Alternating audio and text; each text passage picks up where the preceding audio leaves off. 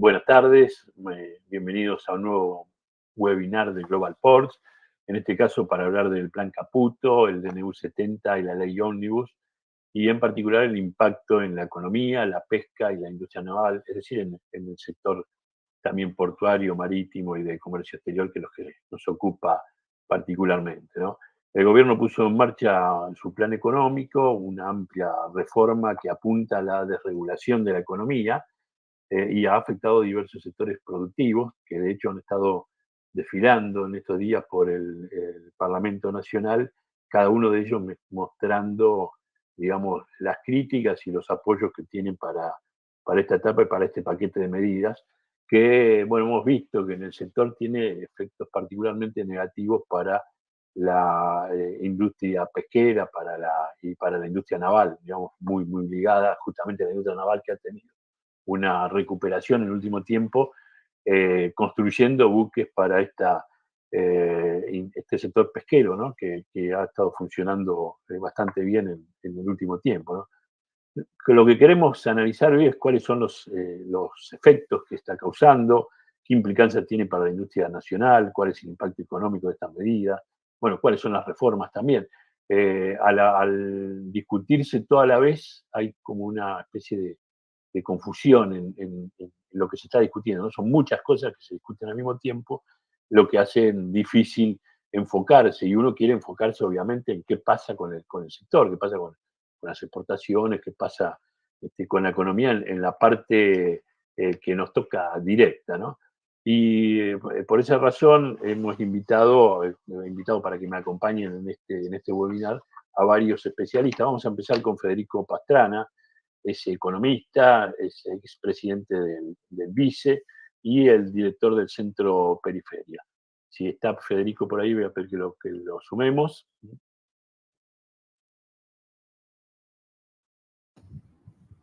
Hola Ariel, buenas tardes. ¿Qué tal, Federico? ¿Cómo estás? Bueno, te he visto realmente estos días participar bastante, en este enero tan movido que tenemos, ¿no? Y mucho más movido para los economistas, me imagino, ¿no? Que todo el mundo le consulta y le dice, ¿qué va a pasar? ¿Para dónde vamos? Creo que esa es la pregunta que a todos los economistas le hacen, y creo que realmente cada uno tendrá su aporte. Pero en particular en tu caso, desde hace tiempo que venís trabajando en el tema de las reformas que son necesarias, del Estado, las cosas que hay que corregir y demás, y tenés una visión muy particular. Me gustaría que darte la palabra en ese sentido para que nos orientes un poco cómo viene este plan, cómo lo ves vos, cómo se va a desarrollar. Bueno, es muy amplio lo que te pregunto, pero sé que vos tenés una buena exposición en ese sentido, así que te doy la palabra, Federico, y gracias por estar aquí en este webinar. No, Ariel, no, la verdad que te agradezco la invitación y la presentación. La verdad que yo también entiendo que todo el debate de la ley, el DNU, la cantidad de cuestiones que se plantean al inicio del gobierno y las políticas que se llevaron adelante, efectivamente generaron una confusión muy grande. Entonces, lo que yo pensé para transmitirles son algunos ordenamientos, algo de experiencia, ¿sí? De las cuestiones que estudiamos, que conocemos, de cuestiones que pasaron en la historia y en otros países, y algunas líneas de perspectiva, ¿sí? Porque nosotros entendemos que el plan que llevaron adelante, llamado Plan Caputo, para estructurar de alguna forma, tiene 4 principales políticas, ¿no? 4 principales de lineamientos que se llevaron adelante al inicio. La primera es una devaluación y el ordenamiento de precios relativos, ¿sí? Respecto a lo que venía haciendo el gobierno anterior. ¿Sí? Se hizo una devaluación de 120%, se aumentaron las tarifas de servicios públicos, los combustibles, se generó una inflación muy grande al inicio, ya en diciembre, y eso generó obviamente un descalabro y un movimiento muy fuerte en términos nominales y reales de la economía. Lo segundo, además de la devaluación, es el ancla fiscal, ¿sí? El gobierno propone un ancla fiscal como un ordenamiento de la política, como un ordenamiento de un supuesto plan de estabilización, dicho en los primeros días, y después aparece la cuestión de la transitoriedad, que en realidad estamos en un periodo de transición, es un plan de estabilización, que sí, que no. Ahí tenemos varias cosas para contarles y estructurar.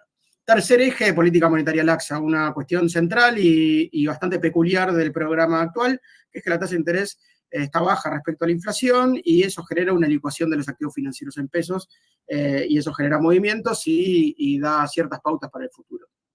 Y luego, cuarto punto, y que está muy debatido y que está por todos lados y al sector seguramente es un tema que le importa mucho, que es el reordenamiento del control de cambios y particularmente la cuestión del BOPREAL, la deuda comercial, etc.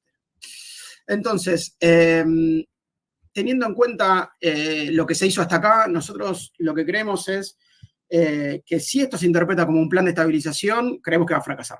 ¿Sí? Creemos que por dos razones, ¿sí? Porque los planes de estabilización con ancla fiscal y con las características que tiene este plan, lo que llevaron en general es le pidieron a la economía y a la sociedad una tasa de sacrificio muy grande, ¿sí? Una caída muy grande de los salarios reales, de la demanda interna, del consumo, como ancla de los precios. Esas anclas en general fueron inefectivas y cuando lo fueron efectivos fueron a costa de caídas del salario real de 25 puntos, caídas de la economía mucho más grandes de las que estamos acostumbrados a ver, y eso presiona sobre la base social de cualquier democracia y que en la historia lo que vemos es que cuando fueron efectivos en términos de desinflación, o sea, de bajar sostenidamente la inflación, encontramos que o fueron en democracias restringidas como la de Fujimori o fueron en dictaduras como la de Pinochet. Por lo tanto, en el marco de la democracia argentina nosotros no vemos que este plan de ancla fiscal entendido como plan de estabilización funcione.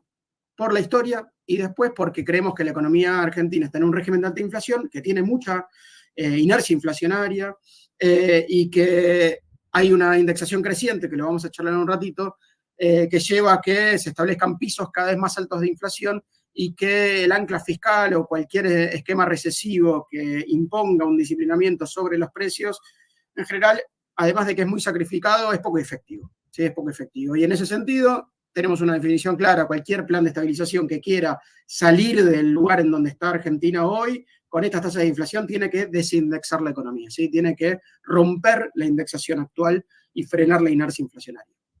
Entonces, por estas dos razones, creemos que interpretados como plan de estabilización, lo que están haciendo no funciona, esto fracasa. Ahora, hay una segunda interpretación, ¿sí? Que es la interpretación de que esto en realidad no es un plan de estabilización, no es lo que se va a establecer hacia adelante, o sea, no es el ancla fiscal y el esquema que establecieron hasta ahora, sino esto es un periodo de transición. ¿Sí? ¿Es un periodo de transición a qué? Bueno, a una reforma monetaria. Y esa reforma monetaria se puede llevar adelante a partir de muchos esquemas posibles, ¿sí? Obviamente que el menú de reforma monetaria es muy amplio, y lo podemos dividir en tres tipos de reformas monetarias. La primera es reforma monetaria, estamos hablando de cambios de esquema monetario, cambios de signo de moneda en general. La dolarización, ¿sí? Que es un caballito de batalla del gobierno durante toda la campaña y antes también, con lo cual tranquilamente podemos derivar en un intento de dolarización, podemos derivar en una convertibilidad al estilo de los 90 o podemos derivar en un bimonetarismo a la peruana. Cualquiera de esos tres esquemas es compatible con pensar este periodo como un periodo de transición. El periodo de transición nosotros entendemos que tiene tres objetivos principales, ¿sí? Orientado en términos de la reforma monetaria. El primer objetivo es un objetivo fiscal, ¿sí? Un objetivo de ajuste fiscal y consolidación fiscal.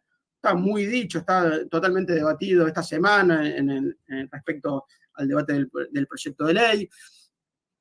El objetivo fiscal básicamente lo que quiere es enviar una señal política de que se rompe la dinámica respecto al pasado, que el gobierno puede ajustar fiscalmente. Lo segundo es que busca financiamiento externo y por lo tanto la señal fiscal es fundamental. Y lo tercero es que se interrumpe la emisión y se intenta esterilizar los pesos. Es decir, hay que romper, para llevar un esquema de reforma monetaria tipo dolarización, hay que romper la emisión como financiamiento del déficit fiscal, con lo cual el ajuste fiscal siempre está en el menú de cualquier plan de estabilización con reforma monetaria. Entonces, por esos tres temas, en esos tres ejes, entendemos que el objetivo de ajuste fiscal es fundamental y se lleva adelante mediante, básicamente, distintos esquemas, pero que lo vamos a comentar en un ratito, pero básicamente hay un esquema de licuación muy fuerte del gasto fiscal y, la imposición de ciertos impuestos, muchos de ellos transitorios, como el impuesto país, que ayudan a generarle volumen al esquema fiscal. Lo segundo es la devaluación y ajuste de precios relativos y principalmente acumulación de reservas, ¿sí? La acumulación de reservas internacionales lo que permite es, de cara a una dolarización, tener dólares, ¿sí? Y facilitar la dolarización, es decir, bajar el tipo de cambio, que se le dice el tipo de cambio de convergencia, y por lo tanto el sacrificio que impone el programa al modelo económico. Al mismo tiempo, además del objetivo de acumulación de reservas en términos externos, hay la discusión del BOPREAL, la discusión de la deuda comercial. Nosotros entendemos que el BOPREAL es simplemente un instrumento que lo que hace es llevar adelante una decisión, que es que la deuda comercial se liquida el contado con liquidación. Y la verdad que ese esquema, bueno, es una decisión fuerte porque implica obviamente una transferencia de recursos y además lo que hace es generar una demanda muy fuerte en el contado con liquidación de alrededor de 20.000 millones de dólares, en donde el esquema que llevan adelante en términos de las exportaciones del dólar blend de 80-20 lo que hace es poner todos los meses alrededor de 1.500 millones de dólares de oferta en el contado con liqui, con lo cual generó una demanda de 20.000 millones contra una oferta de 1,5 millones. Lo que hace es generar un exceso de demanda muy grande en el mercado de dólares financieros y por lo tanto una tendencia al aumento de la brecha muy fuerte.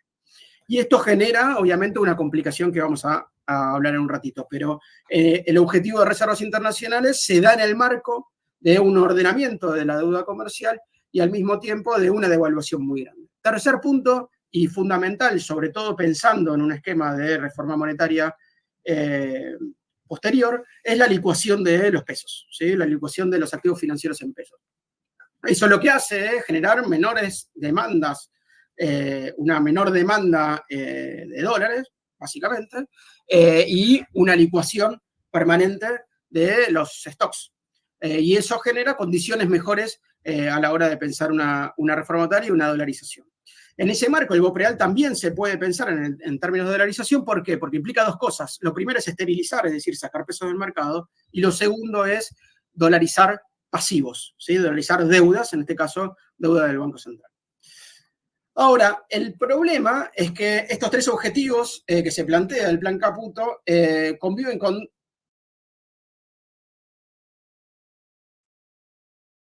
y de tres tipos de esquematizar. Nosotros identificamos tres riesgos principales. El primer riesgo es el riesgo de que lo fiscal no ande, ¿sí? de que lo fiscal no funcione. ¿Por qué? Porque la recesión impone, obviamente, una caída en la recaudación muy fuerte. Después está sostenido sobre pilares transitorios como el impuesto país. Y lo tercero y fundamental es que el esquema fiscal está muy dependiente de lo que pasa en el Congreso. Entonces, ahí hay un problema de credibilidad sobre la estrategia fiscal, que es uno de los pilares más fuertes que tiene la estrategia de Caputo, que está por verse. Lo segundo es lo que mencionaba hace un rato, hay un desbalance entre oferta y demanda en el mercado del dólar financiero, y eso genera una tendencia a la brecha hacia arriba, y nosotros creemos que eso se va a materializar cada vez más en estos meses, y eso puede complicar la estrategia como pasó, como venimos viendo y aprendiendo con mucha claridad en estos últimos años, en donde cuando nosotros sabemos que la brecha tiene una tendencia hacia arriba y supera cierto umbral, eso genera grandes problemas en el dólar oficial, insostenibilidad del dólar oficial, pérdida de reservas o caída en la acumulación de reservas, que es otro de los pilares del plan, y eso puede complicar el funcionamiento de la economía en general y el plan de reforma monetaria, acelerar los tiempos y generar una devaluación en el tipo de cambio oficial. De cara a la cosecha gruesa, nosotros creemos que va a haber algo de eso, porque la tendencia de la brecha es hacia arriba y por lo tanto para la liquidación va a haber tensiones que van a llevar seguramente a un reacomodamiento del dólar oficial en los próximos meses. En el marco, insisto, de la estrategia del BOPREAL. El tercer riesgo, y también fundamental, es el riesgo de la tolerancia social del programa, ¿sí? Que es algo que siempre hay que tener en cuenta a la hora de pensar los programas de estabilización. Y eso interactúa sobre la inflación, ¿sí? Sobre el principal objetivo de cualquier programa, que es bajar la inflación. Entonces, nosotros entendemos que para pensar la tolerancia social, hoy está muy claro que el partido se juega no solamente en la cuestión fiscal, la movilidad jubilatoria, etcétera, que está muy en discusión, sino también en las renegociaciones salariales. Y nosotros creemos que esas renegociaciones salariales plantean dos cuestiones. Lo primero es la potencia de la recesión en disciplinar salarios reales y por lo tanto los precios, ¿sí? O sea, cómo funciona el canal de la recesión sobre el disciplinamiento. Y lo segundo es el curso de la nominalidad. Los salarios nominales que se negocian imponen pisos de nominalidad hacia adelante, es decir, le meten una dinámica a los costos y eso termina influenciando tarde o temprano en la inflación. Nosotros vemos que hay un proceso largo de indexación salarial, muy largo, ¿sí? Un proceso que viene de 2018, que fue solamente interrumpido en la pandemia, en donde, para ponerlo con claridad, en 2021 las paritarias se negociaban anualmente, en 2022 fueron semestrales, en 2023 fueron trimestrales y ahora son mensuales. ¿Sí? Hay una generalización de la indexación mensual, y eso es un proceso que se vio en los años 80, para todos los que lo recuerdan y que lo vivieron, y que hace muchos años que no se verifica, y eso genera también problemas de interpretación respecto al proceso inflacionario que estamos viviendo. Nosotros creemos que la devaluación, la aceleración inflacionaria de 12 a 25 se monta sobre un proceso de indexación previo, y eso hace que los distintos sectores reaccionen, algunos recuperando, otros recuperando un poco la pérdida de diciembre, otros diciendo, bueno, perdí los 12 puntos de diciembre, pero me monto sobre la inflación actual, y otros diciendo, bueno, perdí y sigo perdiendo, ¿sí? Los que negocian 15, los que negocian 20, están negociando probablemente en una pérdida aún mayor, ¿sí? Que son sectores como, por ejemplo, la UOCRA o el sector público, que están fuertemente complicados en la negociación. Ahora, en el marco general, a pesar de que hay diferencias, lo que sí nosotros decimos es que hay una convergencia a la inflación mensual muy grande y hay una heterogeneidad muy grande entre los sectores. Ahora, eso no es menor, porque la heterogeneidad sectorial y la indexación mensual hace que los sectores que puedan negociar hacia adentro de los asalariados registrados, que son los que mejor están en términos de los trabajadores, esos tipos, hay heterogeneidad, pero logran seguir más o menos la inflación. Y como documentamos en trabajos anteriores, lo que se está viendo en los últimos años es que hay un incremento en la pobreza que está muy relacionada con la capacidad de defensa frente a la inflación. Entonces, la desigualdad social en eventos de aceleración de inflacionaria, sobre todo ahora que es muy brutal, va a generar un efecto en la desigualdad por un lado. Por otro lado, la indexación lo que genera es que la inflación no baje, ¿sí? Que no baje y que los mecanismos de propagación de la inflación se generalicen, y eso hace que lo más probable es que no haya una gran caída en la inflación. Ahora, es el hecho de que no caiga mucho la inflación y que por lo tanto el programa en términos de plan de estabilización no funcione, en términos de un programa de transición que busca licuar los pesos, hasta puede ser funcional, ¿sí? Ahora, puede ser funcional pero con un nivel de riesgo muy grande, porque justamente como la inflación no baja y está en niveles muy grandes, el hecho de que haya en el horizonte una nueva devaluación puede llevar a eventos disruptivos a nivel económico más que los que estamos viendo ahora. En términos de exportaciones e importaciones, Ariel, para cerrar, lo que les quería transmitir es que en términos de las importaciones nosotros creemos que la actividad manda sobre cualquier esquema de cambio normativo, es decir, lo más probable es que haya una disminución de las importaciones durante 2024 y que el esquema de exportaciones va a estar muy enrevesado y muy cruzado por esta tensión cambiaria que mencionaba respecto de la brecha y la necesidad de una nueva devaluación en el marco de la cosecha gruesa. Para cerrar, en términos conceptuales, nosotros creemos que esto no es todo lo que hay, ¿sí? Que lo más probable es que esto sea un programa de transición, que como programa de estabilización no funcione y que por lo tanto estamos en un esquema de política económica de mucha transitoriedad y de mucha fragilidad que vamos a ver cómo va desarrollándose a lo largo de estos meses. Muchas gracias, Ariel. Muchas gracias, Federico Pastrana. Muy, muy clara tu presentación. Nos ayuda como introducción a este webinar. Y bueno, te agradezco y desde ya te convoco para futuros encuentros, ¿no? Porque evidentemente, si algo está claro, es que vamos a seguir discutiendo todas estas cosas bastante tiempo. Muchísimas gracias, Federico.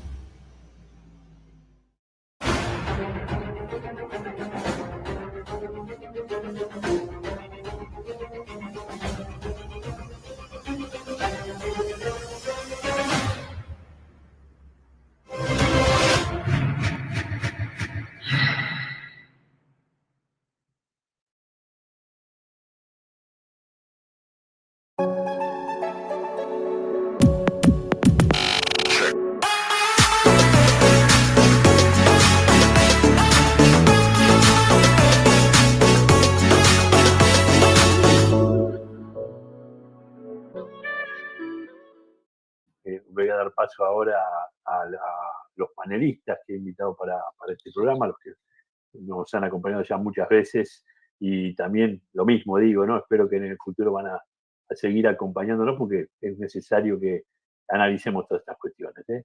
Invito, están por allí Nicolás Soldatich, economista, y también ha participado en muchos de nuestros eventos, a Gabriel Rocco, de Radio Continental, también en el mismo carácter, y a Giuliano Falconat, que es el presidente de la Federación Universitaria Tecnológica Mar del Plata, que es consultor en puertos y pesca. Si están por ahí, le damos paso. Nicolás, Gabriel, Giuliano. Ahí están. Bueno, les comento, los tres han estado escuchando la primera presentación de Federico Pastrana, y después vamos a escuchar también en conjunto varios de los que se han venido presentando en la discusión que se está dando en diputados, ¿no? Particularmente en tema pesca, pero también en tema retenciones. Bueno, cada uno sumándole su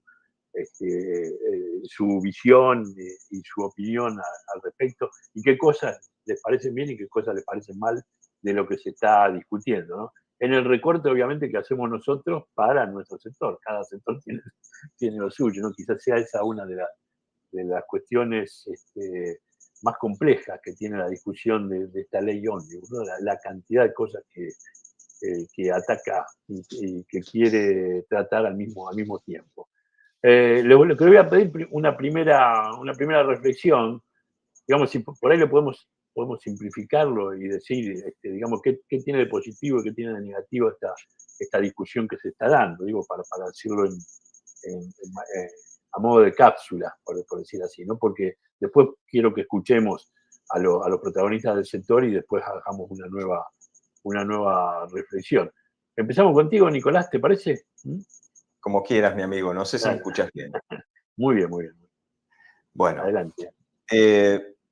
Mira, lo positivo de todo esto es que se discute, que se generó la discusión. Obviamente que es importante saber cómo se llega. No es menor el hecho de por qué se llega a esto. Digamos, acá no hay solo una crisis económica, sino que hay una crisis política y una crisis cultural. Y el presidente ha sido muy claro en función de decir, vengo a cambiar la estructura y vengo a cambiar la cultura, que tiene que ver a esa estructura, siempre hablando desde el plano económico-político. Con lo cual, esta situación que se está dando es la clásica situación de fin de ciclo, que en la Argentina tiene varias particularidades. Los fines de ciclos económicos coinciden con fines de ciclos políticos. Esto se da en un periodo de 10 años. Argentina tiene también la particularidad de tener un semiciclo a los 10 años, donde vuelven a reajustarse las variables macroeconómicas y vuelve a tener unas ciertas situaciones de equilibrio. Si vamos a las teorías de ciclos, es como si fuera una herradura invertida. En el caso de la Argentina, los ciclos de 20 años serían como si fueran la corriente alterna. Aquellos que han estudiado, como yo, en el industrial y técnico electricista, digamos, es bien como si fuera la curva de la corriente alterna. Ahora bien, los ciclos se inician después de una crisis y de un reajuste, o los ciclos se inician con una crisis. Lo que está pasando acá es que este ciclo se inicia con una crisis. Y si vamos hacia atrás, digamos, lo que se da de fin de ciclo económico y fin de ciclo político en el 2023, nos vamos al 2003, donde hubo un fin de ciclo económico y un fin de ciclo político. Y de ahí nos vamos al 83, que fue un fin de un ciclo económico y un fin de un ciclo político. Y de ahí nos podemos ir al 63, al 43, y se va verificando más o menos este patrón. ¿Qué permiten las crisis como las que están viviendo la Argentina? Que se discuta todo, rever todo.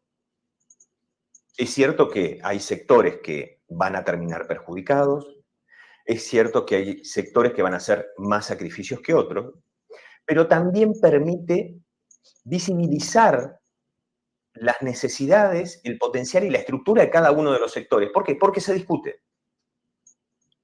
Algo que en la Argentina se ha hecho poco, que es discutir de fondo cuáles son las necesidades de cada uno de los sectores económicos.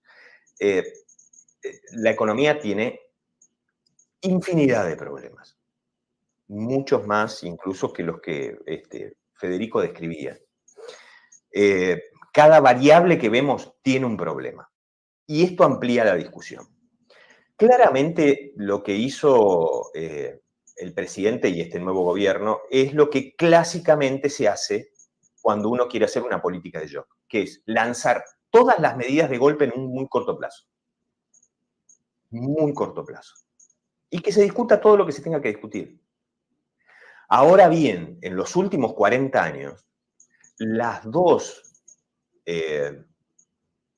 etapas de crecimiento derivaron de políticas de shock. Que una fue en el 2001 y la otra fue en el 89. Una, la del 89, que veníamos de una hiperinflación, y la del 2001 de una hiperrecesión. Por lo general, y en la Argentina se verifica, después de largos periodos de políticas gradualistas homeopáticas, vienen políticas de shock. Y esto es lo que está pasando, y esto es lo que estamos viendo. Y en realidad es esperanzador que se dé una situación de debate. No tanto de negociación, pero sí que abra el camino de los acuerdos.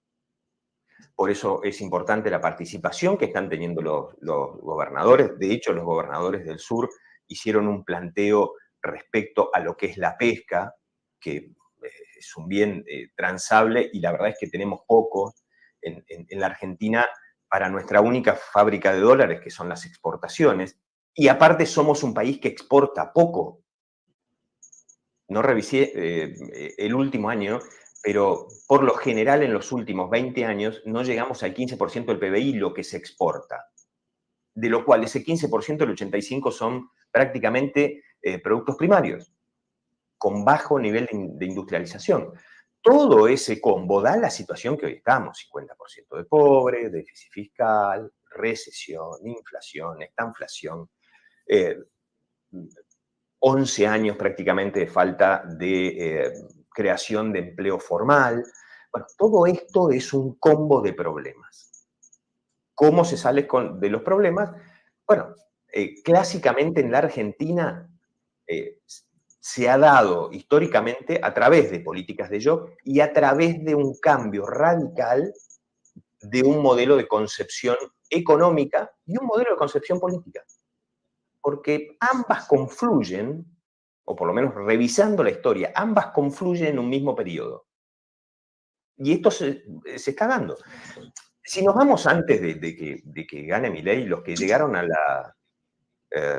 por ejemplo, los dos que llegaron, tanto Massa como Milei, a la última instancia de las elecciones, fueron dos hombres que no participaron de los 70. Cuando en periodos anteriores, por ejemplo, tanto por la cuestión política como por el pensamiento económico, los 70 estaban muy, muy presentes. Muy presentes. Así que estos cambios son siempre rupturistas. Y lo que estamos viendo es esa transformación que Kant solía decir, digamos, la crisis del paradigma. Se terminó dando en este último año y se aceleró mucho. Y se está acelerando el debate, lo cual para mí me resulta sumamente saludable. Como decía Federico, ¿hay final incierto? Sí, claro que hay final incierto. En economía, los economistas volcamos el pensamiento económico a un modelo matemático, jugamos con las variables para ver qué puede suceder en función de lo que buscamos, modificando las variables, pero, digamos, siempre existe el factor humano, que es el que hace que un plan económico pueda llegar a ser exitoso o no lo sea. Está claro, Nicolás. Gabriel, ¿cómo lo ves? No sé si me estás escuchando bien. Sí, ¿vos me escuchás bien? Sí. ¿Me escuchás? Te escucho. También, A ver, más o menos repitiendo lo de la idea que le plantea Nicolás, ¿no? ¿Para qué ves de positivo de este momento y cómo ves cómo es que se está desarrollando, ¿no? Como primera intervención, porque les digo, después vamos a escuchar otras intervenciones y seguimos. para mí lo destacable es que después de 40 años de democracia, es la primera vez que en el Senado no tiene hegemonía el peronismo, lo que hace realmente lo que decía Nicolás, que se está planteando un debate que nunca lo habíamos visto nosotros en nuestro Congreso, y que sobre todo en enero, en este mes, después de un año pésimo legislativo, se esté debatiendo cada uno de los temas, y me parece que es el ámbito. En los tres poderes, el ámbito es donde estamos representados, en el Senado de las provincias y en diputados el pueblo, a través de sus representantes, que son los diputados. Entonces, creo que es el ámbito, creo que la ley esta, el DNU, es como en el bowling tirar todos los palos al piso y empezar de vuelta y reconstruir. Y el ámbito es ese, creo que es lo destacable, después de 40 años de democracia, se pueda debatir en el ámbito que corresponde.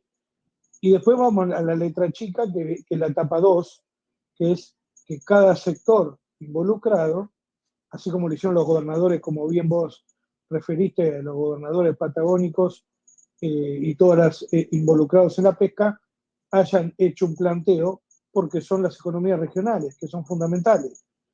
Entonces, creo que después viene en cada ámbito nuestro debatir lo que se hizo mal, lo que se hizo bien y proyectar un modelo exitoso, que es lo que estamos buscando.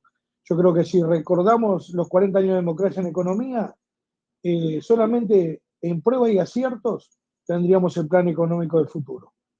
Entonces, creo que fuimos deteriorando tanto la economía que hemos llegado a un lugar donde hay que hacer la toma de fuertes decisiones y sobre todo en la macroeconomía. Muy bien, Gabriel. Le vamos a dar la palabra a Giuliano Falconat, es de Mar del Plata. Giuliano, te invitamos también particularmente por toda la discusión que se ha dado fuerte sobre el tema pesca y el tema industria naval, pero quería pedirte también primero una reflexión más general, digamos, cómo ves esta discusión que se está dando, hacia dónde apunta, esta cuestión, debe ser algo de positivo, algo de negativo. Contanos por ese lado y después vamos más a lo específico después de escuchar los testimonios. Bueno, Ariel, buenas tardes para vos, para el panel.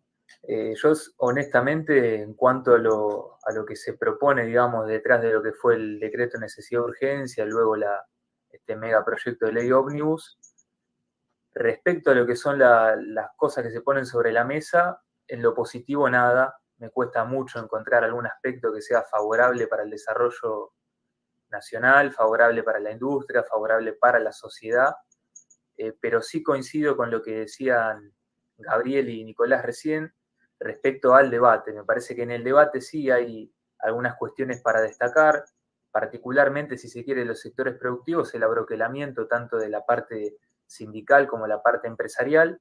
Creo que esto sintetiza un poco lo que decía recién. Cuando el rechazo a ciertas modificaciones que se propusieron, que luego vamos a hablar en detalle respecto a la pesca y la industria naval, cuando ese rechazo es tan mayoritario y es generalizado de los grandes empresarios, los pequeños, de las universidades, de los técnicos, los profesionales, de los sindicatos, quiere decir que la receta que se intentó aplicar no era para nada beneficiosa. Pero en ese abroquelamiento pueden surgir cosas muy interesantes de cara a lo que se viene, ¿no? Una vez que este debate, que se apruebe la ley o no en su totalidad o de manera parcial, me parece que puede haber algo muy, muy interesante para construir desde lo colectivo, y creo que también una cuestión positiva en ese sentido que va a dejar el debate es esto de poner en valor la práctica de la política, ¿no? La política en los últimos años se ha banalizado mucho respecto a lo que decían de las posturas de los gobernadores patagónicos, incluso yo lo veo aquí en Mar del Plata con el intendente, quizás con un posicionamiento muy fuerte en rechazo de las medidas que perjudican a Mar del Plata, le hace la pesca, le hace la posible derogación de la ley de zona fría, entre otras. Digo, bueno, ¿cuánto valor tiene ese discurso y ese posicionamiento si luego los espacios políticos que esos dirigentes integran terminan acompañando esas medidas? Me parece que dejar en evidencia eso va a ser un saldo interesante para analizar desde la práctica, repito. Digamos, volviendo a poner en valor en la política los gestos y las decisiones, en este caso las votaciones de los diputados y diputadas, más allá de los posicionamientos públicos o de alguna que otra publicación en Twitter, ¿no? Creo que eso a la política le va a hacer muy bien, independientemente de las decisiones que se tomen, sino desde la construcción de cara a lo que viene. Muy bien, muy claro, Juliano, tu posición. Vamos, si les parece, vamos a ir escuchando. Tenemos varios testimonios. Queremos que esta parte del webinar, esta parte del programa, sea dedicada a eso. Vamos a escuchar a la Unión Industrial Argentina, a la Cámara Exportadora de la República Argentina, la CERA. Vamos a escuchar a algunos sindicatos, conductores navales, a astillero Contesi, el astillero CPI, va a hablar la presidenta de la BIN, el secretario del SAOM, el presidente de la CAPIC, la Cámara Argentina Patagónica de Industria Pesquera, que ha tenido mucha participación en estos días, Guillermo Herfa, que también va a estar presidente de la Cámara de Industriales Molineros, y creo que también vamos a alcanzar a poner algo de Juan Carlos Smith en su participación ayer de la FEMPINUA. Si les parece, empezamos a escuchar estos testimonios y después comentamos sobre este nuevo insumo. Adelante. Derechos de exportación. El proyecto de ley propone elevar las retenciones de bienes industriales y alimentos con valor agregado al 15%. Esto penaliza el valor agregado en un contexto donde la competencia es cada vez más dura en los mercados globales. Esto impacta de manera muy negativa en el comercio exterior argentino, va a impactar. Las exportaciones con valor agregado industriales y alimentos representan más o menos 40% del total, 27.000 millones de dólares, y en los últimos 10 años perdimos 10.000 millones de dólares de estas exportaciones. 5.000 empresas, casi un tercio de pymes, dejaron de exportar en la última década. Con relación a las cadenas de valor, hay 50.000 empresas industriales activas que representan más o menos un 20% del PBI y un quinto del total del empleo privado formal, 1.200.000 puestos de trabajo. Y como sabemos, el mercado interno en los próximos meses va a ser menos dinámico, va a estar más bien en términos recesivos, y las exportaciones en este sentido no solamente son claves para generar divisas, sino también para sostener la actividad, el empleo y las inversiones productivas. ¿Qué proponemos? La industria, como les decía, es el sector que más le aumentaban las retenciones, en un promedio casi de 11 puntos porcentuales, a muchos sectores del 0 al 15. Esto lo deja fuera de los mercados a muchas empresas que están afectadas por incremento de los costos en dólares y las cuestiones de logística, infraestructura, etcétera, y que compiten a nivel global. Por lo tanto, entendemos que hay que buscar equilibrios macroeconómicos, fiscales, externos, pero para lograrse se podría diseñar un esquema que intente potenciar la agregación de valor y que sea una transición hasta que pueda finalizar, como bien se decía, a mitad de año como máximo. Este esquema podría hacer que las industrias que tenían retenciones más cerca del 4% pasen al 6 o al 8%, y las que no tenían retenciones paguen un 4%, atendiendo cuestiones fiscales, como decía, de corto plazo. Y obviamente mantener la excepción a las MIPYMES para no seguir perdiendo industrias exportadoras. Desde hace 80 años representa federalmente a todos los complejos exportadores nacionales y bueno, agradecemos la oportunidad entonces de contribuir con nuestras observaciones. Dado lo breve del tiempo, nos concentraremos en el aspecto que creemos de mayor gravedad, que se refiere a la suba de derechos de exportación, que está incluido en el título 3, sección 4 de la Ley de Bases. Argentina necesita plantear la competitividad como política de Estado. La exportación es trabajo y desarrollo. Necesitamos cooperar conjuntamente sector público y sector privado para crecer. El 4 de marzo del 2002 se implantaron retenciones como un impuesto transitorio con el objetivo de asistir a los sectores más desprotegidos. En el 2007 se inicia la trayectoria ascendente y de ampliación del universo de productos comprendidos, llegando a 15% de la exportación nacional. Solo 10 países recaudan más del 5% en derechos de exportación y solo 3 tienen una carga superior a la Argentina: Guinea, Kazajstán y las Islas Salomón. La OMC ha señalado que su uso para commodities es una política riesgosa que, más de aumentar el bienestar nacional, lo reduce. Invitamos a encontrar literatura económica respecto a su aplicación a productos manufacturados. No existe. El experimento argentino es inédito en el mundo. Ya cumplida la mayoría de edad, con 22 años de este impuesto transitorio, sus resultados han sido nefastos. Las compañías exportadoras se redujeron en 1/3 en los últimos 15 años. La participación de las pymes redujo a 7%, el mínimo de la última década. Hoy solo el 23% de los establecimientos industriales exportan. Hablamos de 4.000 empresas menos, 500.000 empleados menos. Nuestra participación mundial en el comercio cayó a menos de la mitad, 0,25% en 2023. Eso significa 42.000 millones de dólares menos anualmente. 16 años de cantidades exportadas estancadas. Las manufacturas de origen agropecuario e industrial, que hoy son el foco de esta propuesta de aumento de derechos, llevan 15 años de caída. Es cierto que hay otros factores: restricciones cuantitativas, impuestos, tasas no reembolsables, liquidación mandatoria de la totalidad de lo exportado, que solo se aplica de esta forma en Ghana. Y obviamente la falta de mejor acceso a mercados. Aplaudimos avanzar en el acuerdo Mercosur-Unión Europea, pero es incomprensible salir a correr a la cancha con una mochila llena de piedras. Ya pasamos por esto en Intermercosur. De hecho, la participación de Argentina en las importaciones de Brasil pasó del 14% a solo 5% en 2022. El resto de los países no cayó. Vamos a contramano de la realidad. Mientras que el mundo subsidia con expansión de políticas industriales y subsidios verdes, pretendemos imponer gravámenes adicionales que nadie pone. ¿Cómo puede justificarse este rumbo de desmejora? El propio Fondo Monetario Internacional ha dicho que la imposición de derechos de exportación inmediatamente después de una devaluación puede obstaculizar el logro de incremento de exportaciones. Pero además, el medido a precios constantes de diciembre 2023 ni siquiera existe un beneficio devaluatorio. Pero volvamos al punto de cooperación público-privada. De una situación, a mi criterio, que hipoteca su posibilidad de desarrollo económico. La fragmentación, la imposibilidad de tener una logística suficientemente moderna y económica impide a muchas economías regionales, a muchas poblaciones periféricas de la Argentina poder tener desarrollos económicos acordes a la posibilidad y la potencialidad de la Argentina.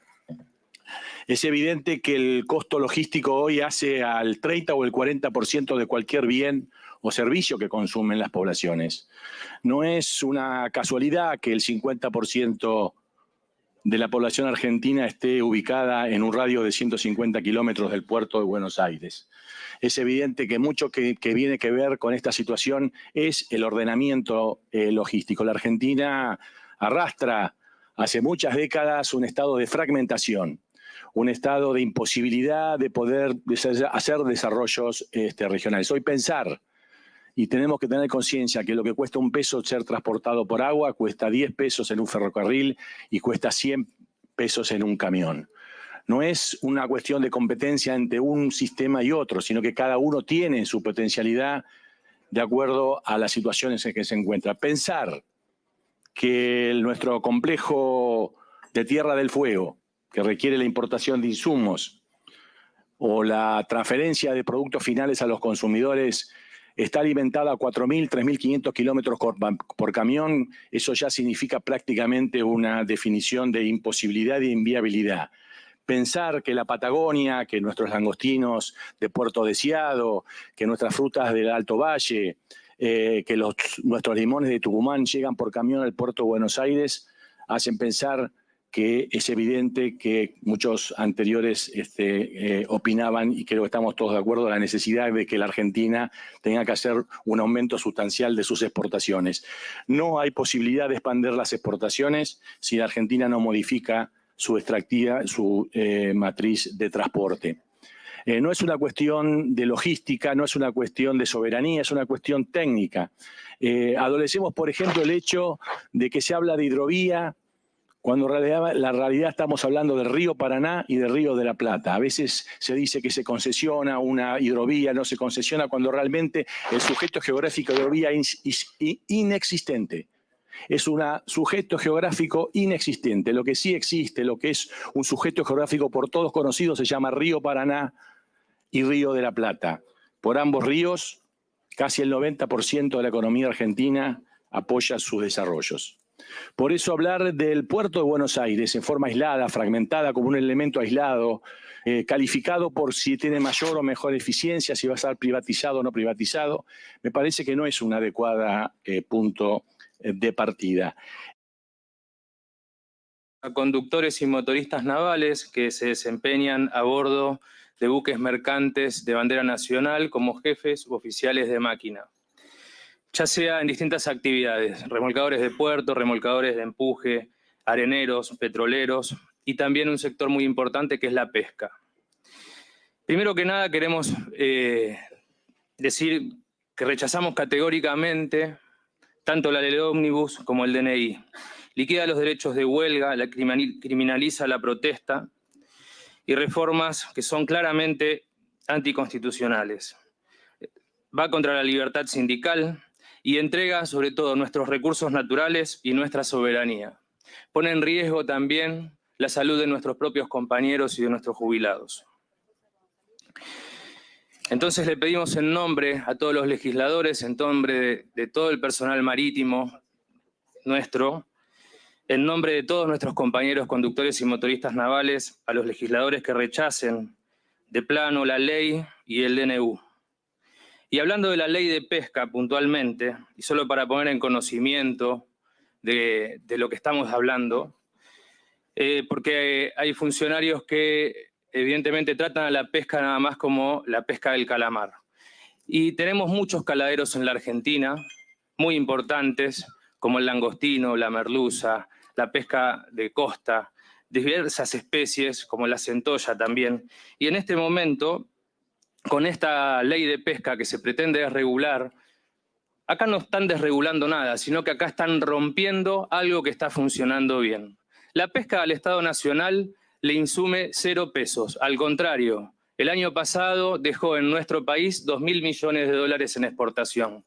Entonces no terminamos de entender qué es lo que motiva, si no ocasiona ningún gasto al Estado, y es un acuerdo entre privados, como les gusta decir, qué es lo que motiva acá a romper una actividad que no solo genera puestos de trabajo a bordo de los buques mercantes, sino que genera puestos de trabajo en tierra. Aproximadamente 46.000 puestos de trabajo, tanto a bordo de los buques como en la industria naval, como en la industria alimenticia, como en los astilleros, en los puertos, los guincheros y demás actividades ligadas directamente a la actividad pesquera.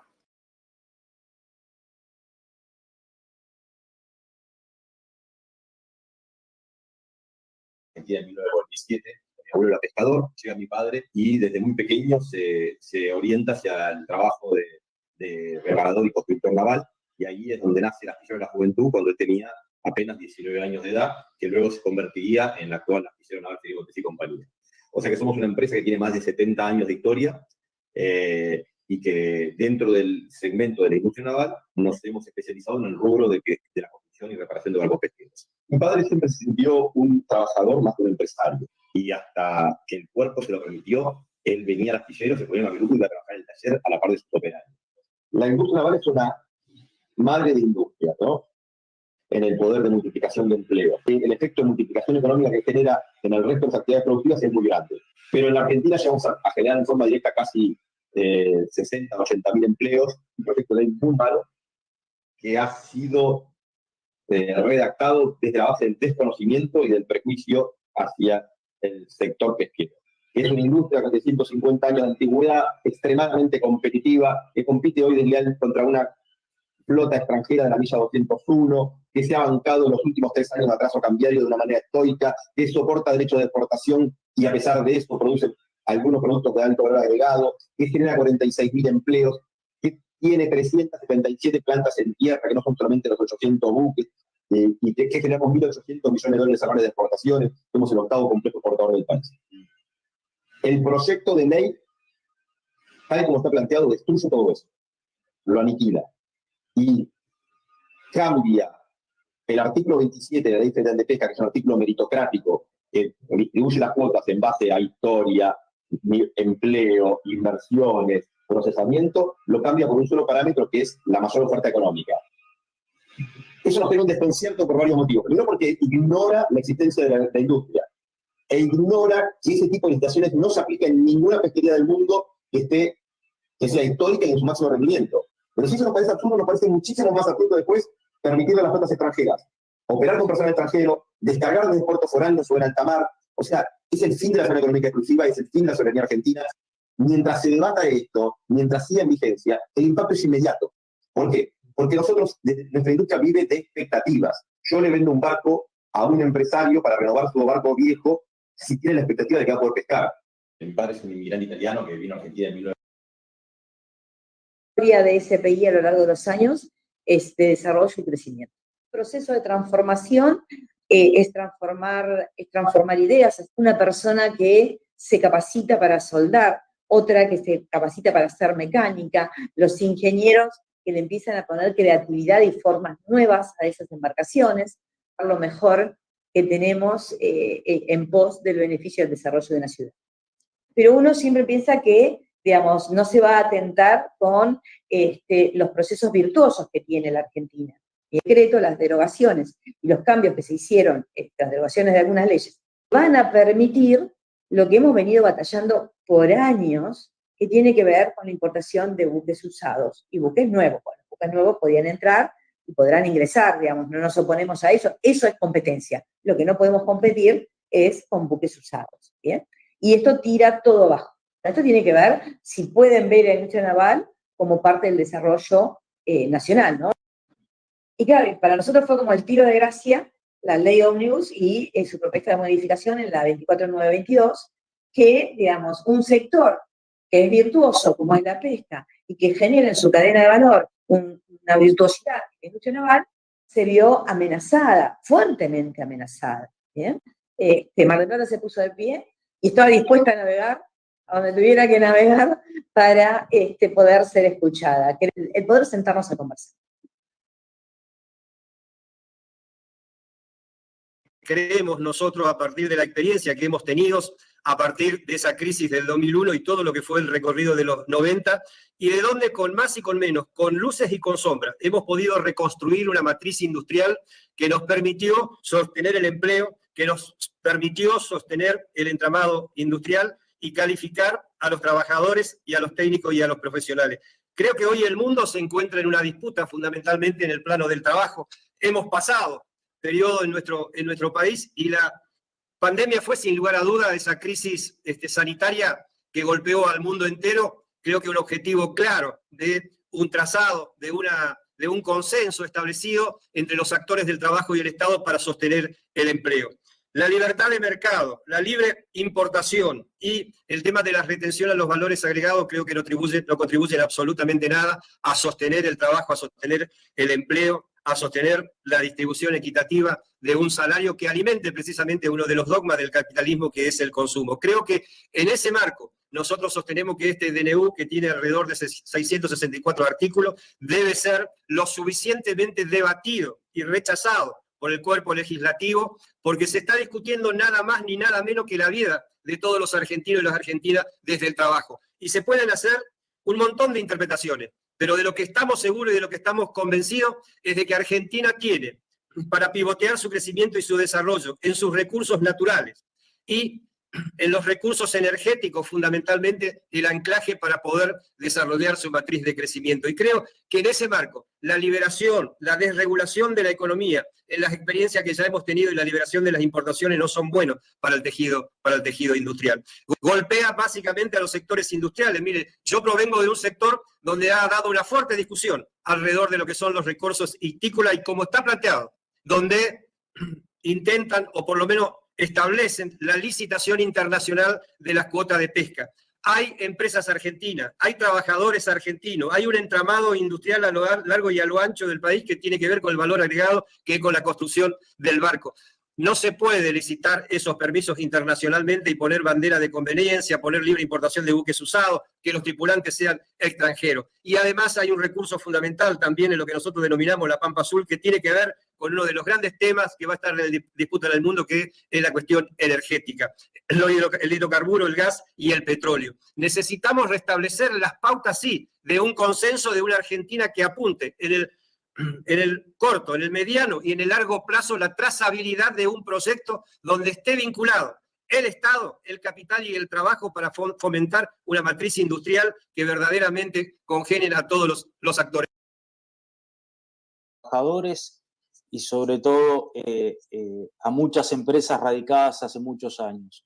Somos la octava representación exportadora del país, donde hace más de 10 años se exportaban 700 millones de dólares y hoy estamos cercanos a los 2.000 millones de dólares como un promedio. La verdad que nos sentimos muy sorprendidos por el envío de la ley Ómnibus sobre la modificación y derogación de algunos artículos, donde afectaban esencialmente el entramado de una estructura que funciona muy bien, donde la Ley Federal de Pesca en el año 1997 trató todo el conjunto de la sustentabilidad, de los recursos naturales, de poder hacer la industria argentina pesquera valerse y ser muy federal. Ahí mismo se conformó el Consejo Federal Pesquero, donde todas las provincias con litoral marítimo tienen representación. Pero principalmente la política pesquera en este órgano, en esta institución que funciona desde el año 1998, tiene representación y la política pesquera nacional la ejecuta el gobierno nacional, el ejecutivo nacional, donde la política la marca el mismo gobierno. Entonces, porque tienen mayoría. Entonces creemos que generalmente y continuamente se viene ayornando la legislación, se vienen tomando medidas de sustentabilidad, de cuidado de recursos, de trazabilidad, donde hoy somos destacados en el mundo por uno de los caladeros más cuidados, más sustentables, que no es lo que pasa generalmente en un montón de lugares del mundo. Nosotros, que somos una cámara patagónica, que representamos a muchas empresas que están radicadas en la región, pero también somos parte de una institución que se llama Intercámaras, donde está representado toda la pesca argentina, donde nuestros representantes se encuentran ahí en el recinto, donde van a poder expresarse, pero la verdad que queríamos transmitir nuestra preocupación. Toda modificación o derogación que se ha propuesto, la verdad que afecta a un sentido de nuestra economía, de un sentido exportador, de toda esa trazabilidad que han tenido los recursos naturales, que los afectarían muchísimo. Donde tenemos una influencia en la economía regional es muy importante. Somos 170 plantas, de las cuales 90 estamos autorizadas ya mismo a exportar. Esta es un poco la que nos motiva a la presentación esto. Somos industria que está desde Salta hasta Chubut. O sea que hay industria molinera en todos lados y somos todas empresas familiares, muchas de ellas de más de 100 años. Lo que nosotros queremos contarles es que nosotros tenemos la capacidad de producir lo que consumen 2 Argentinas. Podríamos ser rápidamente el primer exportador de harina del mundo. Esa sería nuestra gran aspiración. Somos una industria que le da trabajo en forma directa e indirecta a 112.000 trabajadores. Entendemos la situación, sabemos que por lo que la Argentina está pasando y queremos apoyar en esto, con lo cual esta modificación de los derechos de retención del 7 que tenemos al 15 produciría lo que ya ha pasado en nuestra industria, que en el 2008, como ejemplo, llegamos a exportar 1 millón de toneladas y hoy estamos en este año llegando a las 300.000. Esta caída constante ha sido por las intervenciones y las distintas regulaciones que han pasado con respecto al comercio exterior de la harina. Esto hace que seguramente de aplicarse este 15% podamos caer a las 100.000 toneladas, con lo cual la recaudación que se lograría sería básicamente nula. Nosotros no estamos pidiendo que nos saquen impuestos, nosotros tenemos la capacidad tenemos la capacidad industrial, tenemos las máquinas, tenemos la capacidad de la gente, no necesitamos créditos, no necesitamos subsidios, no necesitamos nada, necesitamos que nos dejen exportar. Esto es, lo que estamos pidiendo es que básicamente nos mantengan el 7% y que nos puedan incluir en el artículo 204, igual que la ley de hidrocarburos, y que nos mantengan ese 7% y no nos lleven al 15%, porque de llevarnos ahí la recaudación sería nula. O sea, nosotros somos una industria que, en caso de poder llegar a trabajar, nuestro gran competidor es Turquía, y Turquía lo que hace es subsidiar las exportaciones, y eso ha logrado que sea el número 1 en la industria. Nosotros perdimos muchos lugares, llegamos a ser el tercer exportador del mundo, y hoy estamos debido a en el paro y movilización. ¿Qué te parece esta marcha y toda la convocatoria que tuvo la FEMPINRA? Una muy buena convocatoria. es una demostración contundente del rechazo a las medidas implementadas por Javier Milei. Y a partir de mañana que se va a votar, a partir de ahí se va a seguir algún plan de lucha, se va a seguir de cerca la votación. ¿Qué va a pasar? Bueno, vamos a evaluar todavía la repercusión que tenga esta protesta, la repercusión política, no solamente dentro de la CGT, sino dentro de los partidos políticos y del Congreso, y después actuaremos en consecuencia.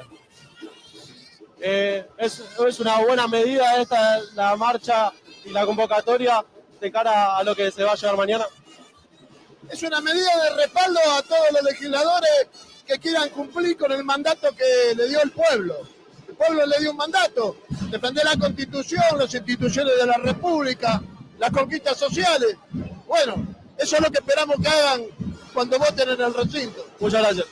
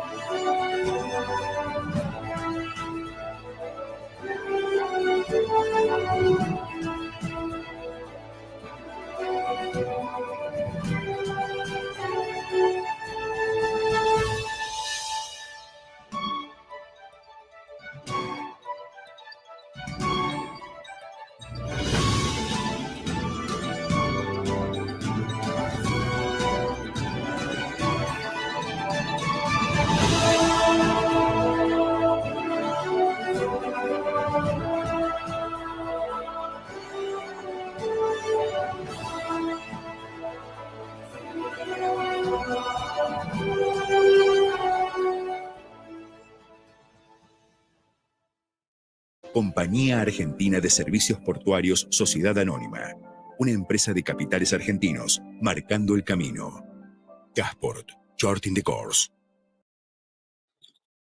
Bien, un amplio recorrido, ¿no? Y a mí ya, como primer lugar, se me ocurre una reflexión, ¿no? Fíjense que esto es un pequeño recorte de algunas cosas de que al sector le interesan, ¿no? Un pequeño y arbitrario, por otra parte, recorte también, ¿no? Porque elegimos algunos y teníamos que poner, había 30 y pico testimonios que tenían relación con nuestro sector. Y eso, de alguna manera también, por lo menos desde mi punto de vista, le quita seriedad a la discusión, ¿no? Porque son demasiados temas juntos, ¿no?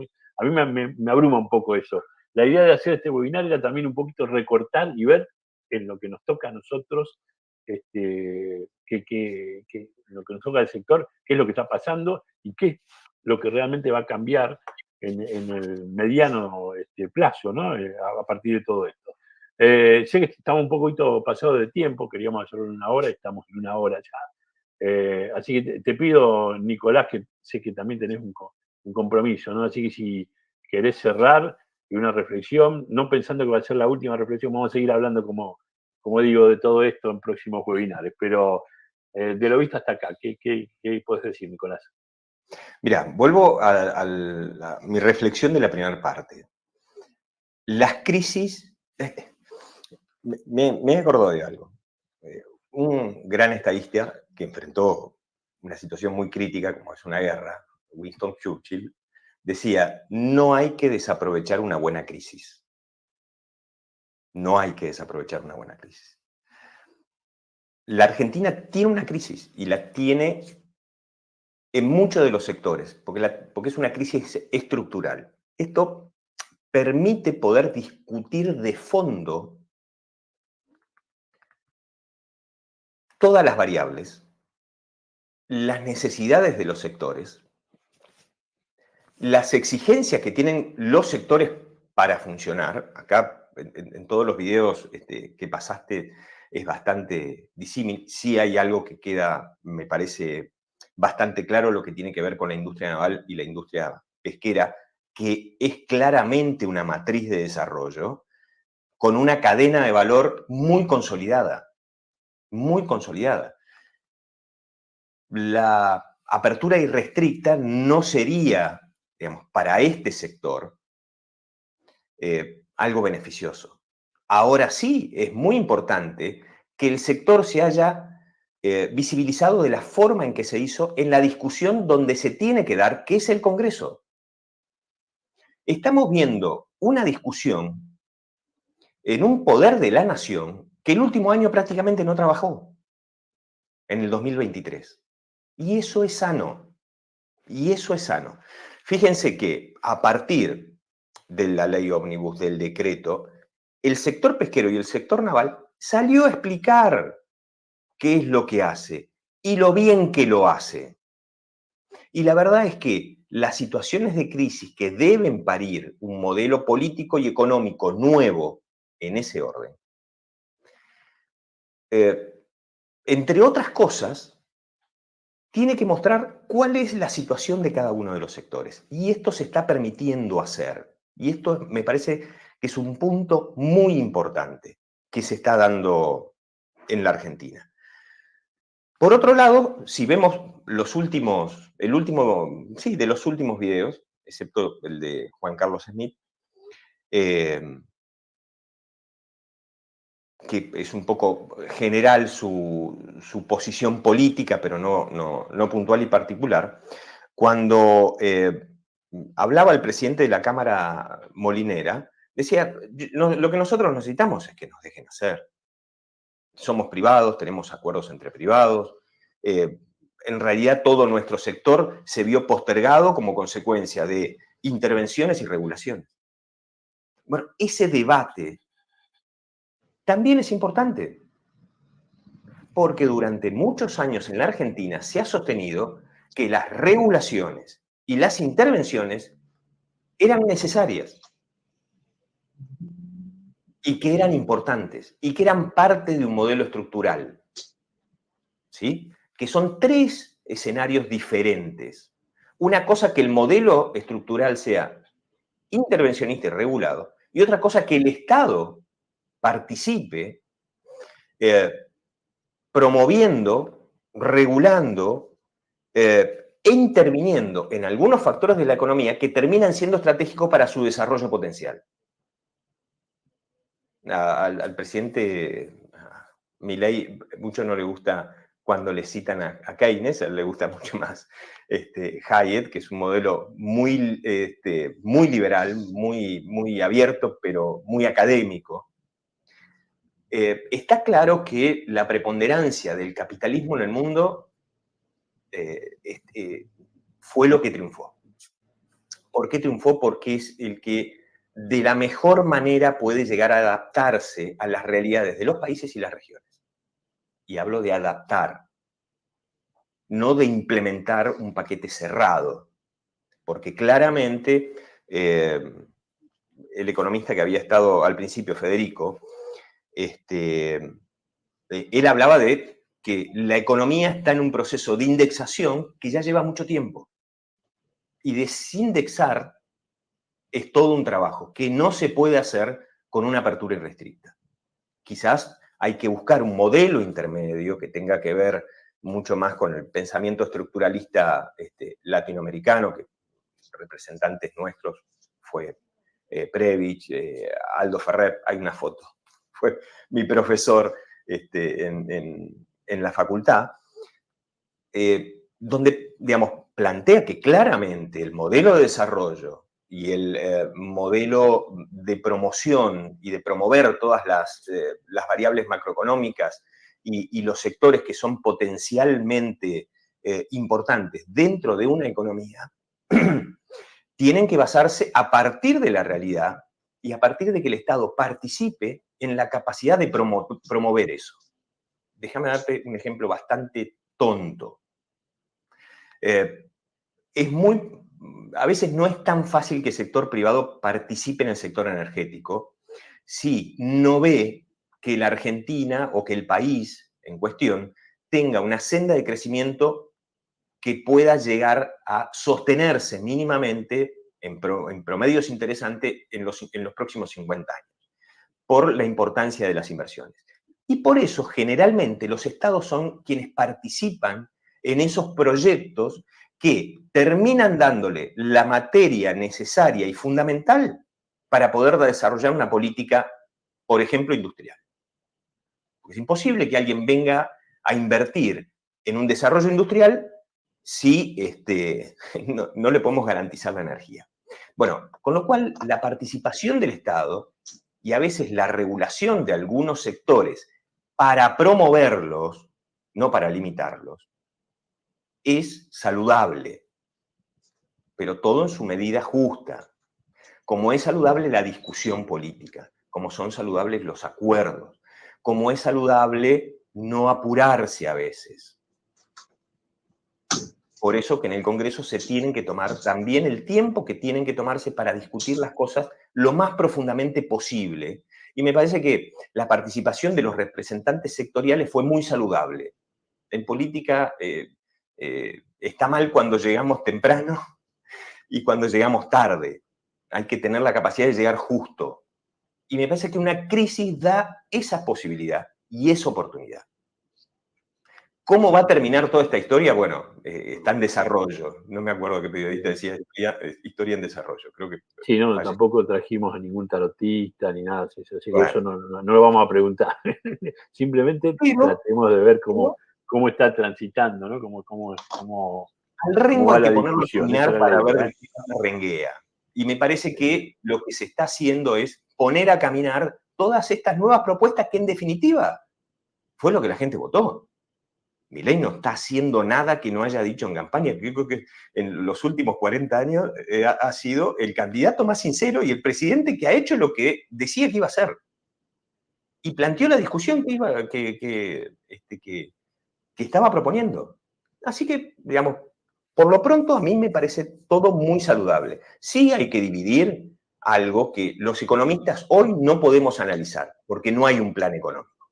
Acá lo que se está intentando es estabilizar la economía, estabilizarla.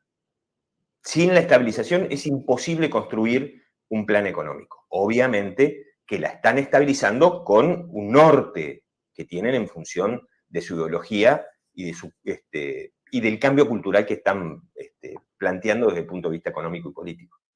Muy bien, Nicolás. Gracias por tu participación. Pasamos a Giuliano ahora. Bueno, y como te decía Juliano hoy más temprano, ¿no? En particular el tema pesca, el tema industria naval, que tocamos bastante en el informe que precedió. ¿Cómo ves esa cuestión? Ahí ha habido muchísimos cambios, ¿no? Porque había en el proyecto original una cantidad de cosas que después fueron reducidas y aún en la reducción también el sector lo ha cuestionado. Bueno, ¿cómo ves que se da esa discusión y cómo te parece que va a terminar? Bueno, Ariel, me parece interesante en principio poner en valor el aporte que hace la pesca a la economía hoy en día. Algo mencionaba en la entrevista Domingo Contesi en el paneo que veíamos. Hoy por hoy la pesca, la industria pesquera es la octava actividad económica, el octavo complejo exportador del país, con un aporte cercano a los 2.000 millones de dólares, bastante estable si uno va hacia atrás en el tiempo, en las estadísticas.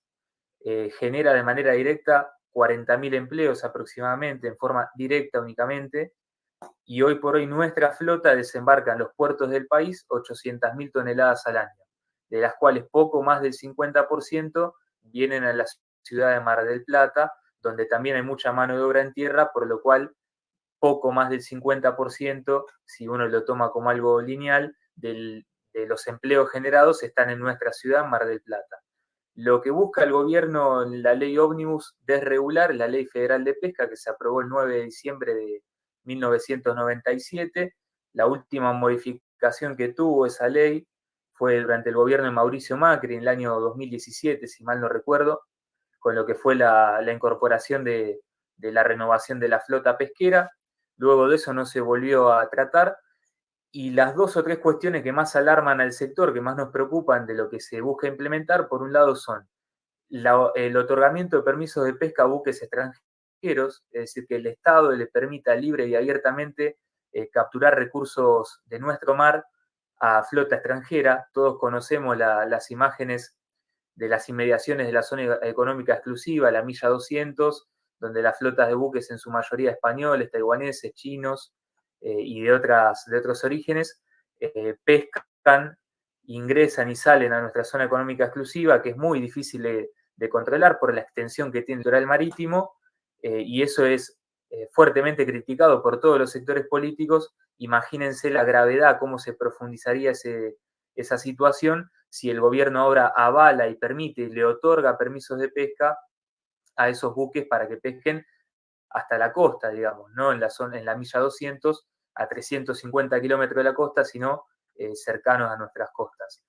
Otro aspecto que preocupa y sorprendió mucho era el planteo de la licitación de las cuotas de pesca de cada especie y para cada buque, de la cantidad de toneladas que se pueden pescar, a través de licitaciones internacionales, mediante las cuales se priorice, como decía también Domingo Contesi, a quienes ofrezcan pagar un mayor arancel. Bueno, esto tiene algunos errores, no solo en términos económicos, sino desde lo técnico. En primer lugar, porque únicamente pondera el arancel, es una subasta a mar abierto, el que ofrezca más por llevarse el pescado se lo lleva y se lleva más cantidad.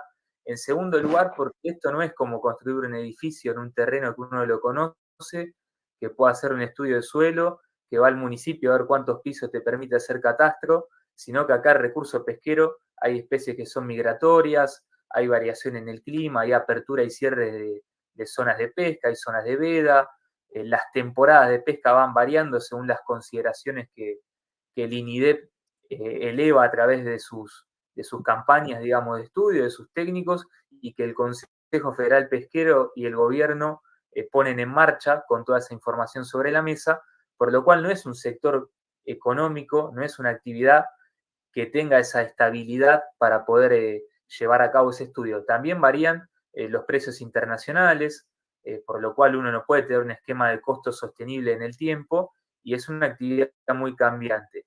Y en cuanto a los permisos, una cuestión de las que mayor gravedad traería al sector es que pasaría de un permiso que se otorga de cada 10 años a un mínimo de 20 años, y únicamente propone el gobierno tener en cuenta el estado técnico y de seguridad de la embarcación, pero no prioriza, como sí prioriza la ley tal cual está hoy, que para mí es una de las grandes conquistas de esa ley, digamos, a quienes mayor mano de obra emplean, a quienes han construido esos buques, digamos, en astilleros de bandera argentina, y a quienes menor antigüedad tienen. Esto lo que hace es darle competitividad al sector.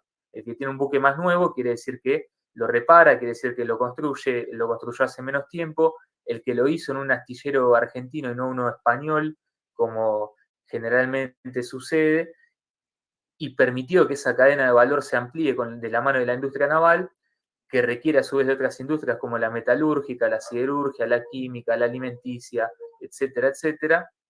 Y el que más mano de obra emplea, es decir, que no solo procesa a bordo y exporta un producto que ya llega al puerto en una caja, sino que tiene establecimientos en tierra o trabaja para establecimientos en tierra, tenía prioridad a la hora del otorgamiento de un permiso de pesca y tenía prioridad a la hora de una mayor cuota de captura. Eso se tira por la borda, usando términos portuarios, y se desregula por completo. Ahora bien, en las modificaciones prometidas por el ministro del Interior después de las reuniones que tuvo con los principales actores del sector, resulta que los últimos documentos que nos llegan a la pesca no tienen modificaciones de fondo. En principio, el argumento que menciona el documento es que las modificaciones, después de haber escuchado las críticas del sector y analizado el impacto que esto tendría, el argumento es que la actividad se desarrolla prácticamente gratis. Bueno, no sé qué calculadora usan, pero prácticamente gratis hay que tener un barco, que cualquier barco nuevo vale 10 millones de dólares. Hay que tener una tripulación a la cual hay que pagarle todos los meses, cargas sociales, viáticos, alimentos, todo lo que se lleva a bordo, marineros, capitanes, etcétera. Hay que reparar ese buque, hay que mantenerlo operativo constantemente, digamos, tiene que ingresar a los astilleros para cumplir con lo que la Prefectura Naval Argentina indica. Hay que tener un permiso de pesca, que también vale unos buenos millones de dólares y que lo cobra el Estado como herramienta de recaudación para poner en marcha la economía. Hay que contratar una agencia marítima para que se encargue de todos los trámites necesarios para que el buque pueda salir a pescar. La gran mayoría de las empresas, por no decir la totalidad, está encuadrada en diferentes cámaras empresariales. De hecho, escuchábamos recién a los representantes de algunas, de las principales. Hay que tener técnicos y profesionales que se encarguen de que el recurso pesquero sea cuidado de la mejor manera para que el producto sea competitivo y nos lo paguen lo que queremos que nos lo paguen. Hay que pagar tasas al consorcio portuario del origen del buque, digamos, donde está asentado, por amarre, por la cantidad de metros de eslora que tenga la embarcación, por las horas que esté en el barco, por las toneladas que se descarguen en la estiba, etcétera, etcétera. Así que gratis no pesca nadie. Y si eso pasara estaría mal. ¿Y cuáles son las modificaciones, volviendo, que propone el gobierno para negociar la aprobación de modificar la Ley Federal de Pesca? Bueno, en las licitaciones solo le quita la palabra internacional, digamos, se licitarían las cuotas, pero solo entre la flota argentina, de bandera nacional, pero mantener la obligación de descargar en puertos argentinos, que también lo querían desregular. Es decir, podía venir un buque de bandera extranjera, pescar y irse y descargar en Montevideo, que es un puerto libre, o en su puerto de origen. Ahora mantendrían la obligación de que eso se descargue en un puerto argentino. Pero bien, acá hay un conflicto de intereses. Si uno en la licitación de las cuotas pesqueras no deja jugar a los de afuera, pero sí le otorga permisos de pesca, ¿qué van a pescar? Si uno le da un permiso a un buque chino, pero no le da la cuota de pesca, no va a pescar nada. O viceversa, si lo quiere sacar a la licitación, pero tiene permiso, va a pescar igual. Y no va a desembarcar en un puerto argentino porque son buques de altura que procesan a bordo y se lo van a llevar a China con arancel cero. Eso es una competencia desleal que se profundiza en detrimento del empresariado nuestro que invierte en el sector. Ahora bien, otra cuestión muy particular que proponen es calcular la captura máxima permisible, como sucede hasta ahora, digamos, con los informes del INIDEP, y dejar un excedente, calcular un excedente. Si es la máxima permisible, no hay un excedente, porque es la máxima que se puede pescar sin poner en riesgo la sostenibilidad de la actividad, digamos, por definición. Y si hay un excedente, porque no es la máxima permisible. Esto lo que demuestra, son pequeños ejemplos, desglosando el documento, pero son pequeños ejemplos del desconocimiento brutal que tiene el gobierno de la actividad. Y yo no coincido en que la pesca tenga que salir a hablar y ponerse en valor. Que la gente que nos gobierna debiera conocer los procesos productivos que tiene que legislar. algunos, por ahí no todos, digo, o asesorarse de manera adecuada antes de ponerse a escribir el documento. Sí coincido que esto puso en valor al sector naval y pesquero y que le da una visibilidad espectacular que hay que aprovecharla, que no tiene que quedar en los debates de las comisiones de la Cámara de Diputados o en lo que suceda con la ley para bien o para mal. Otro aspecto, digo, los movimientos en falso que ha dado el gobierno en el tablero de la geopolítica, para con Rusia otorgándole helicópteros al gobierno ucraniano en medio de una guerra, para con China yendo a la embajada taiwanesa para aplaudir que le otorgaron 300 cajas navideñas. Y esta situación donde China tiene un rol preponderante en la pesca ilegal, no declarada, no reglamentada en las inmediaciones de la zona económica exclusiva, y donde China además tiene barreras no arancelarias para que nuestros productos, para que el empresariado argentino no pueda acceder, eso se va a profundizar. ¿Y a quién le vamos a exportar? ¿A quién le vamos a vender? Lo mismo con Brasil. La decisión de haber salido de los BRICS, de no ingresar finalmente a los BRICS, es una decisión que tiene su impacto sobre la pesca, porque Brasil, que antes era un mercado muy atractivo para la pesca, y hoy recién se empezaba a reflotar con algo de langostino que empezaba a ingresar nuevamente, va a profundizar sus barreras no arancelarias, requisitos de pH imposibles de alcanzar, requisitos de parásitos imposibles de alcanzar, para que no le podamos vender. ¿Y acá a quién le vamos a vender? ¿Cuánto va a valer un kilo de filé de merluza si tenemos toda esta situación de fondo? Si a esto hay que agregarle además las retenciones. Tampoco coincido que este sea un gobierno liberal. ¿Cómo un gobierno liberal le va a cobrar un 15% de retenciones a las economías regionales? Para unas cosas son liberales y desregulan en detrimento de los que invierten y generan laburo, digamos, en nuestro territorio, y para otras cosas quieren hacerse de los dólares de donde vengan al costo que sea. No solo habría un 15% de retenciones a la pesca que venía pagando, dependiendo de la especie y el grado de agregado de valor, 6-7 puntos, con un esquema de retenciones móviles que premiaba al que más industrializaba, que para mí es lo que hay que retomar, sino que ese 15% hay que sumarle el impuesto país, que tiene un impacto directo en los insumos, en las materias primas que tengan que venir de afuera, que se importen. De esa manera, si uno calcula un dólar oficial, que hoy figura en los portales del Banco Central a 840 pesos más o menos, le suma el impuesto país, quiere decir que terminás produciendo con un dólar de 1.000 pesos, pero cuando vendés te sacan el 15 por retenciones, terminás vendiendo un dólar de 700. Eso es insostenible para gran parte de la matriz pesquera. Pensemos que el langostino vale $7.000 la tonelada, más o menos, dependiendo. Va a pagar $1.050 de retenciones. Y si a esto le sumamos la devaluación de los primeros días del año, un 118%, en el tipo de cambio oficial, que tuvo un impacto directo, lineal, sobre lo que es el combustible y la energía, digamos, los barcos no funcionan con aire, hay que salir a pescar con el gasoil. Vuelvo a lo que comentábamos recién. ¿Cómo va a saber uno cuánto puede pagar por pescar si le cambian tanto las reglas del juego de manera inmediata? Es un complejo y un combo de propuestas y situaciones que, como coincido con lo que decía Domingo Contesi, que incluso él ha dicho en algunas entrevistas radiales que él pensaba que este gobierno iba a ser diferente, que esperaba otra cosa, coincido con todo lo que dice Domingo y con que esto aniquilaría al sector, a un sector que hoy genera 2.000 millones de dólares, pero podría generar 5.000 millones de dólares tranquilamente y podría tener un impacto muy, pero muy positivo puertas adentro en esta cadena de agregado de valor. Por cada persona que va a bordo, en un estudio del Sindicato de Marineros de la Pesca del año 2018, se estipuló que hay 7 personas en tierra, con el mínimo agregado de valor. Bueno, ¿quién va a quedar si ahora únicamente salimos a pescar y eso se va para afuera o no viene a nuestros puertos? Todo eso va a tener un impacto profundamente negativo sobre la economía pesquera. Gracias, Juliano, por tu postura. Hiciste un recorrido por todo lo que ha estado pasando en estos días. Vamos a ir con Gabriel. Sé que Gabriel, justamente tu especialidad es ser contundente y cerrar, porque estamos muy pasados de tiempo, por eso te digo. Pero bueno, como digo también, y lo digo en general, ¿no? Este es un webinar, vamos a seguir hablando de estos temas, vamos a seguir compartiendo las opiniones para que el sector vea lo que se está discutiendo en lo que nos atañe. Adelante, Gabriel, con tu cierre, entonces.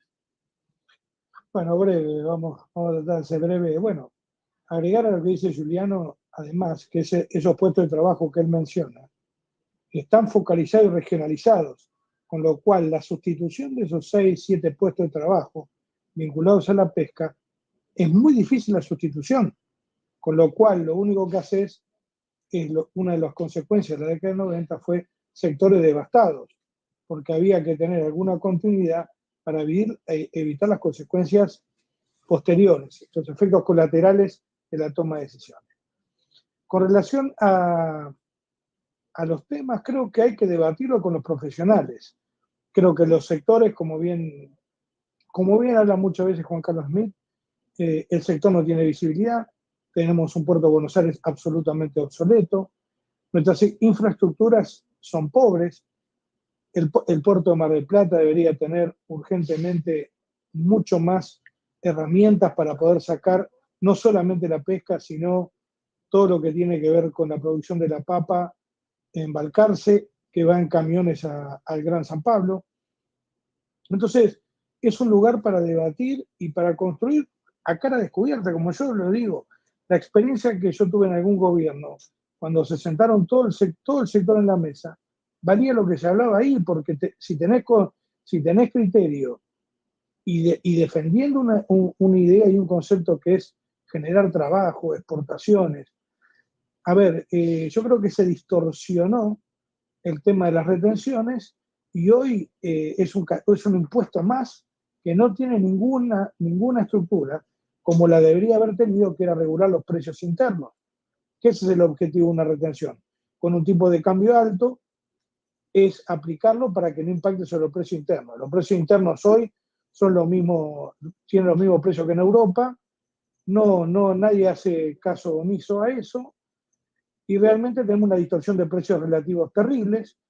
Los diferenciales de tipo de cambio generan gran distorsión, que era lo que decía Juliano, de importar a 1000 y vender a 680 o 700. Entonces eso hace que después se preste para cualquier práctica económica y se vaya sacando el estímulo. Él hablaba claramente de esto de que el riesgo... Nosotros vivimos una situación en la década del 90 que fue que Argentina, con la gestión de Solá, que estaba creo que en agricultura y ganadería y pesca, fue la primera vez que tuvimos más exportaciones de pesca que de ganado, de carnes, con lo cual una cosa muy extraña, porque en ese momento había estímulo a las exportaciones, o sea, había reintegro a las exportaciones. Con lo cual hay que ver el equilibrio. Ahí está, como bien dijo Juliano, en Mar del Plata, el instituto que hace el control de la pesca, que tiene que ser un lugar ultra profesional y que tenemos que resguardar nuestros recursos. Argentina no es un país gran exportador de algunos productos. Es un país con pesca y con que algunos productos tenemos capacidad de exportación. Es muy demandado el calamar, muy demandado los langostinos o la centolla. Y en eso, ¿qué importa la regulación del mercado interno y para qué le aplicamos una retención si realmente tenemos que tener una política exportadora e intensiva? Y no dejar que lo que está pasando, que la milla 201 sea una depredación terrible de la fauna marina. Así que un poco para cerrar y para no hacerlo más extenso, necesitamos más Juliano, gente joven que estudió, que se preparó y que tiene proyección. Las universidades son un lugar de formación y sobre todo para nuestras economías regionales. Hay que seguir escuchando las economías regionales, porque lo que se destruye en Puerto Deseado, en cualquiera de los en Mar del Plata, no se repone, es muy difícil. Entonces hay que entender cada concepto, cada estructura y debatirla a cara descubierta. Necesitamos debatir en nuestro sector, el Puerto de Buenos Aires. Seguimos con un desastre absoluto que dejó el gobierno que pasó, que no resolvió, y que este gobierno hay que ver si lo puede resolver, si se puede resolver. Tenemos un problema grave de concentración económica, gravísimo, y que se ve en el precio de los alimentos. Tenés altas concentraciones que provoca que tengamos valores iguales o mayores que en Europa, con salarios que son 5 o 6 veces lo que tenemos nosotros. Con lo cual se está depredando a la gente. El consumo es de terror. Entonces hay muchas cosas para debatir y necesitamos que en los puestos clave esté la gente que sabe, no el amigo de turno, que es muy importante. Muy bien, Gabriel, muchas gracias por tu cierre. Como les decía, nos pasamos bastante del tiempo, pero bueno, era muy, muy vasto lo que había que tratar. Así que agradezco a Nicolás Soldadí, que ya no está en pantalla, Juliano Falconat, consultor en Puerto y Pesca y presidente de la FUT en Mar del Plata, Gabriel Rocco de Radio Continental, de mucho tiempo, y a el economista Federico Pastrana, que nos dio un panorama más general de todo lo que. Y ahora vamos a presentar las empresas que